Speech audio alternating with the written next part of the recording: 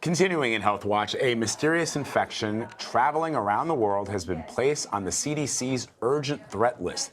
The fungal infection called Candida auris is resistant to treatment, and the number of cases in New York alone has grown from 1 to 14 in the last year. Well, goddamn, we're living in The Last of Us.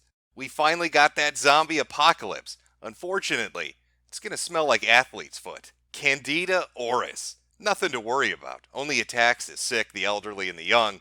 And of course that KD ratio of 50 fucking percent. You might be wondering, what exactly is a fungal infection? Well, thrush would be one. That's yeast in your mouth. Remember that, fellas, the next time the girlfriend wants you to go down on her. I'm just joking, ladies, but your vaginas are disgusting. Nonetheless, I wouldn't want that in my mouth.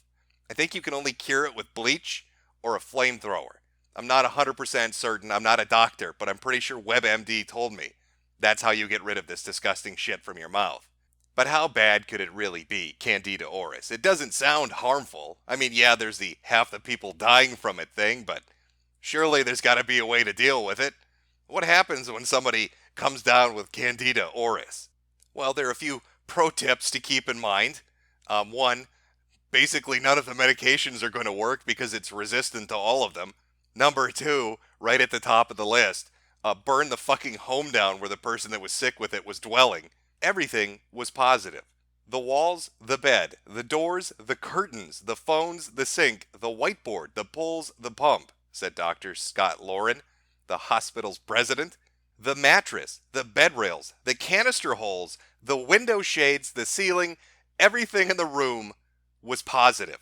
It's a creature from the Black Lagoon, said Dr. Tom Chiller, who heads the fungal branch at the CDC, which is spearheading a global detective effort to find treatments to stop the spread. It bubbled up, and now it's everywhere. Mysteriously, from out of nowhere, 4 variations of the same disease miraculously appeared on the scene, and they're all resistant to treatment.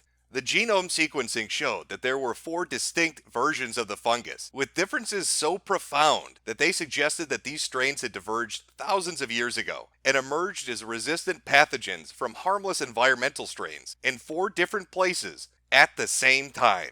Somehow, it made a jump almost seemingly simultaneously and seemed to spread and is drug resistant, which is really mind-boggling, said Dr. Valabananini, almost like it's not a naturally developing thing to have 4 simultaneous variants of the same disease miraculously spring up and all be resistant to every treatment option you have. But reading the news about the emergence of another super disease, another thing that can't be cured, another thing that's resistant to all the major treatments, got me to thinking.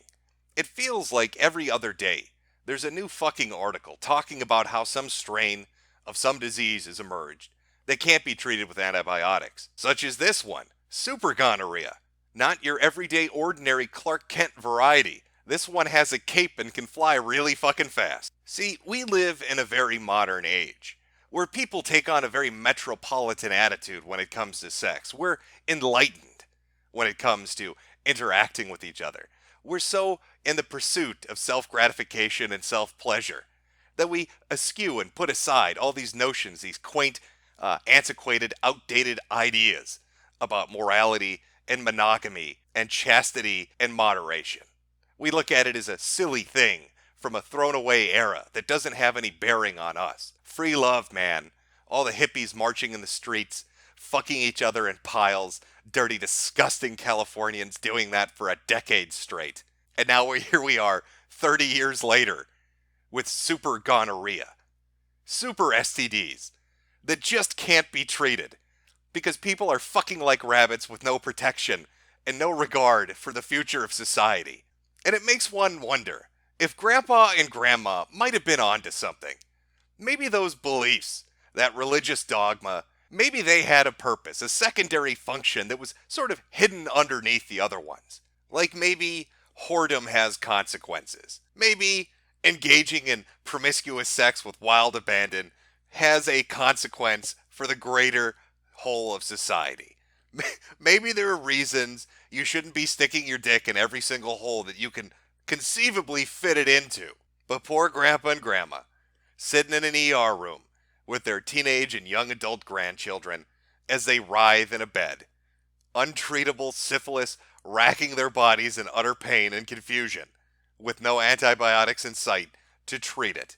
And to add on top of that misery, here comes Candida auris, the super fungus that emerged simultaneously around the world, with multiple variations to come and kill half the people that get it.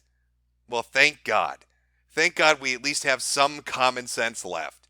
That there aren't narratives being pushed out there to get people to engage in dangerous activities, to do things that would weaken their immune system and put them at risk for these other superbugs which are untreatable and just waiting to prey upon them and kill them off one by one.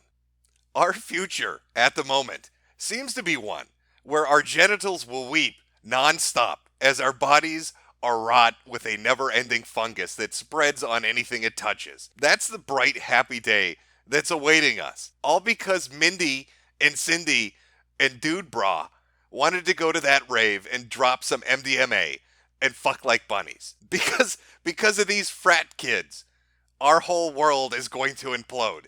Because they can't keep it in their fucking pants. They can't keep their underwear on them for more than 1 minute of the day.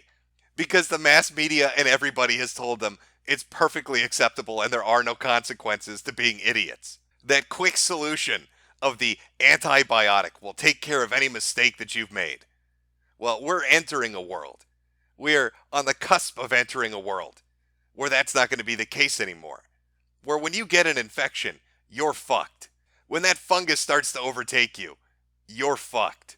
And nothing, not prayer, not science, not the power of positive thinking, is going to pull your ass out of that hole. And if it's not these horrific bacterial and fungal diseases that do it, it's going to be the Ebola in your eyeballs. Now you can hope that someday scientists can engineer bacteriophages and solve the problem for us. Me, I'm going to live in a bubble. I'm going to vacuum seal off this fucking place, and I'm never ever going to leave it.